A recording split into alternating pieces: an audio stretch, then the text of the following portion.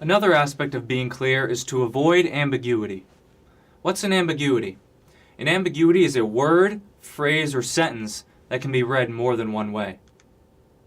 Just as you can have ambiguities in images, as in this famous drawing, so too can you have ambiguities in sentences.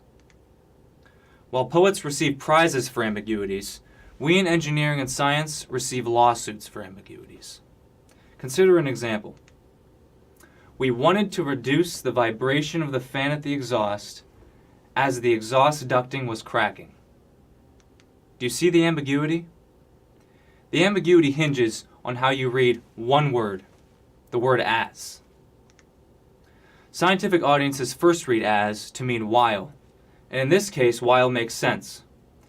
However, the author intended the audience to read as with the meaning of because. And because the author had intended that second meaning, the author would have done well to have written because rather than as. We wanted to reduce the vibration of the fan at the exhaust because the exhaust ducting was cracking. In scientific writing, when you want the meaning of because, write because, not as. Poets will often choose as, which is just one syllable, for the sound of it.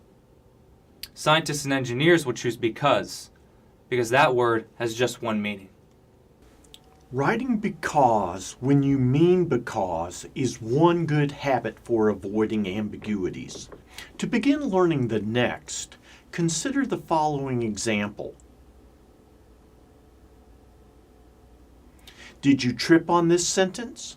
Why did you trip? You tripped because you didn't know when the introductory clause of the sentence finished and the sentence's main clause began. What is needed here is a comma after the word change. Because of the inherent complexity of scientific writing, not having a comma after an introductory clause or phrase often forces audiences to spend needless time and effort rereading sentences. Therefore, a good writing habit is to place a comma after an introductory clause or phrase. To understand the third category of ambiguities to avoid, consider the following email, which was sent to thousands of recipients.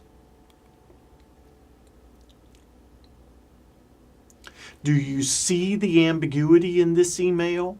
The ambiguity arises from confusion about the standalone this in the third sentence.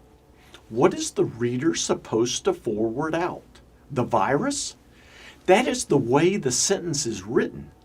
Now, many ambiguities in scientific writing arise from pronouns, but the biggest offending pronoun is the standalone this.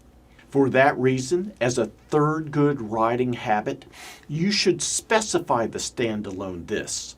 In other words, you should place a noun or defining phrase after the standalone this so that the reader does not have to guess whether the this refers to the last noun used, to the subject of the previous sentence, to the idea of the previous sentence, or, in the case of the example email, to none of the above.